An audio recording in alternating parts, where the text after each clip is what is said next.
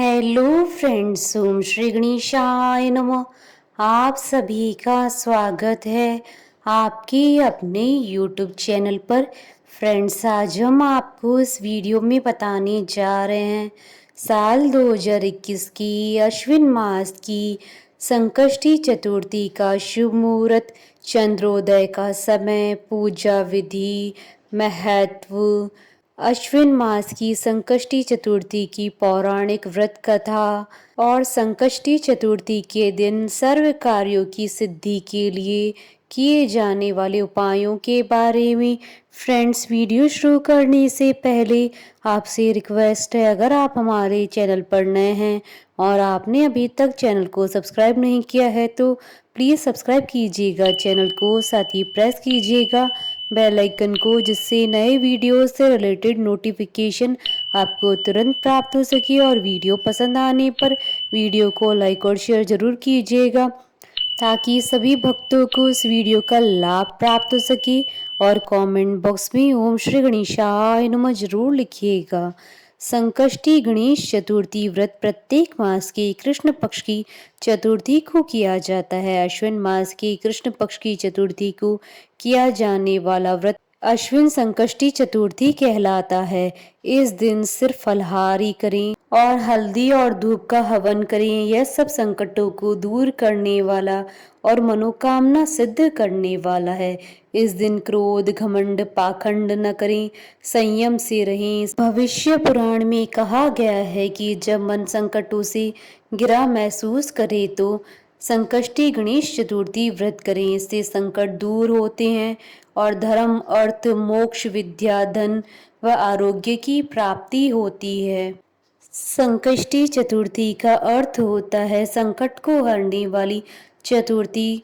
इस दिन व्यक्ति अपने दुखों से छुटकारा पाने के लिए गणपति जी की आराधना करते हैं। पुराणों के अनुसार चतुर्थी के दिन गौरी पुत्र गणेश जी की पूजा करना बहुत फलदायी होता है। इस दिन लोग सूर्योदय के समय से लेकर चंद्रमा के उदय होने तक के समय तक उपवास रखते हैं। संकष्टी चतुर्थी को पूरे विधि विधान से गणपति जी की पूजा की जाती है।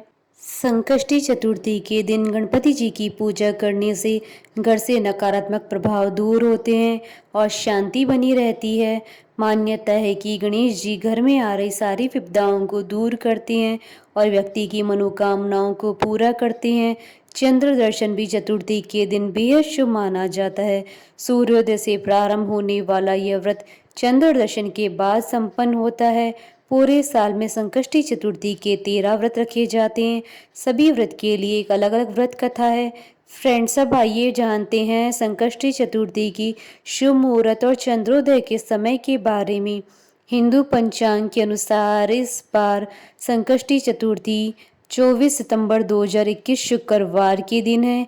अश्विन कृष्ण चतुर्थी तिथि प्रारंभ होगी 24 सितंबर 2021 को सुबह 8:29 से और अश्विन कृष्ण चतुर्थी तिथि का समापन होगा अगले दिन 25 सितंबर 2021 को सुबह 10:36 पर और चंद्रोदय का समय रहेगा 24 सितंबर 2021 को रात्रि 8:20 पर। फ्रेंड्स, अब आइए जानते हैं संकष्टी चतुर्थी के दिन भगवान गणेश जी की आराधना करने की पूजन विधि के बारे में। प्रातः काल उठकर नित्य कर्म से निवृत्त हो स्नान कर स्वच्छ वस्त्र धारण करें। श्री गणेश जी का पूजन पंचोपचार, धूप, दीप, नैवेद्य, अक्षत, फूल विधि से करें। इसके बाद हाथ में जल तथा दूर्वा लेकर मन ही मन श्री गणेश जी का ध्यान करते हुए व्रत का संकल्प लें। संध्या होने पर दोबारा स्नान कर स्वच्छ हो जाएं। श्री गणेश जी के सामने सभी पूजन सामग्री के साथ बैठ जाएं। विधि विधान से गणेश जी का पूजन करें। वस्त्र अर्पित करें। नैवेद्य के रूप में लड्डू अर्पित करें। चंद्रमा के उदय होने पर चंद्रमा की पूजा कर अर्घ्य अर्पण करें। इसके बाद संकष्टी चतुर्थी की कथा सुने अथवा पढ़ें। धूप तथा हल्दी से हवन करें। तत्पश्चात गणेश जी की आरती करें। भोजन के रूप में केवल फलाहार ही करें। फ्रेंड्स, अब आइए जानते हैं संकष्टी चतुर्थी के दिन सर्व कार्यों की सिद्धि और सुख समृद्धि के लिए किए जाने वाले उपायों के बारे में। धन की प्राप्ति के लिए एक लाल कपड़े पर एक श्रीयंत्र रखें और उसके बीच में एक सुपारी रखें। अब गणेश जी के साथ सुपारी का भी पूजन करें। बाद में कपड़े को लपेटकर अपनी तिजोरी में रख लें। अगर आपकी तरक्की नहीं हो रही है तो संकष्टी चतुर्थी के दिन घर के पूर्व या उत्तर दिशा में सुपारी रखें। उस सुपारी को चांदी के किसी पात्र में रखें। अब इसे रोज धूप दिखाएं। ऐसा करने से अड़चनें दूर होंगी। मनोवांछित फल की प्राप्ति के लिए संकष्टी चतुर्थी के दिन दाईं और सूंड वाले गणपति जी की पूजा करें। मनचाही नौकरी पाने के लिए आज के दिन गणेश जी को 2 इलायची और 2 सुपारी चढ़ाएं। घर में सकारात्मकता लाने के लिए पूजा के स्थान पर एक सुपारी और एक तांबे के लोटे में गंगा जल भरकर रखें। साथ ही उसमें दक्षिणा भी रखें। फ्रेंड्स, अब आइए प्रारंभ करें अश्विन मास संकष्टी गणेश चतुर्थी व्रत कथा। श्री कृष्ण तथा बाणासुर की कथा आरंभ करें। युधिष्ठिर ने पूछा, हे कृष्ण जी, मैंने सुना है कि अश्विन कृष्ण चतुर्थी को संकटा चतुर्थी कहते हैं। उस दिन किस भांति गणेश जी की पूजा करनी चाहिए? हे जगदीश्वर, आप कृपा करके मुझसे विस्तार पूर्वक कहिए। श्री कृष्ण जी ने उत्तर में कहा कि प्राचीन काल में यही प्रश्न पार्वती जी ने गणेश जी से किया था कि हे देव, अश्विन मास में किस प्रकार गणेश जी की पूजा की जाती है, उसके करने का क्या फल होता है, मेरी जानने की इच्छा है। यह सुनकर गणेश जी ने कहा, हे माता, सिद्धि की कामना रखने वाले व्यक्ति को चाहिए कि अश्विन मास में कृष्ण नामक गणेश जी की पूजा पूर्वोक्त विधि से करे। इस दिन भोजन न करे तथा क्रोध, पाखंड, लोभ आदि का परित्याग कर गणेश जी के स्वरूप का ध्यान करते हुए भोजन करे। अश्विन कृष्ण चतुर्थी का व्रत संकट नाशक कहा गया है। इस दिन हल्दी और दूब का हवन करने से सप्तद्वीप वाली पृथ्वी का राज प्राप्त होता है। एक समय की बात है कि बाणासुर की कन्या उषा ने सुषुप्त अवस्था में अनिरुद्ध का स्वप्न देखा। अनिरुद्ध के विरह से वह इतनी कामासक्त हो गई कि उसके चित्त को किसी भी प्रकार से शांति नहीं मिल रही थी। उसने अपनी सहेली चित्रलेखा से त्रिभुवन के संपूर्ण प्राणियों के चित्र बनवाए। जब चित्र में अनिरुद्ध को देखा तो कहा, मैंने इसी व्यक्ति को स्वप्न में देखा था। इसी के साथ मेरा पाणी ग्रहण भी हुआ था। हे सखी, यह व्यक्ति जहाँ कहीं भी मिल सके ढूंढ लाओ, अन्यथा इसके वियोग में मैं अपने प्राण छोड़ दूंगी। अपनी सखी की बात सुनकर चित्रलेखा अनेक स्थानों में खोज करती हुई द्वारकापुरी में आ पहुंची। वहां अनिरुद्ध को पहचान कर उसने उसका अपहरण कर लिया। वह राक्षसी माया जानने वाली थी। रात्रि में पलंग सहित अनिरुद्ध को उठाकर वह गोधूली वेला में बाणासुर की नगरी में प्रविष्ट हुई। इधर प्रद्युम्न को पुत्र शोक के कारण असाध्य रोग से ग्रसित होना पड़ा।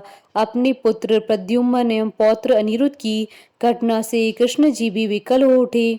रुक्मणी जी भी पौत्र के दुख से दुखी होकर बिलखने लगी। पतिव्रता रुक्मणी खिन्न मन से कृष्ण जी से कहने लगी कि हे नाथ, हमारे प्रिय पौत्र का किसने हरण कर लिया, अथवा वह अपनी इच्छा से ही कहीं गया है। मैं आपके सामने शोकाकुल हो अपने प्राण छोड़ दूंगी। रुक्मणी की ऐसी बात सुनकर श्री कृष्ण जी यादवों की सभा में उपस्थित हुए। वहां उन्होंने परम तेजस्वी लोमेश ऋषि के दर्शन किए। उन्हें प्रणाम कर श्री कृष्ण जी ने सारी घटना कह सुनाई। श्री कृष्ण जी ने लोमेश ऋषि से पूछा, हे मुनिवर, हमारे पौत्र को कौन ले गया?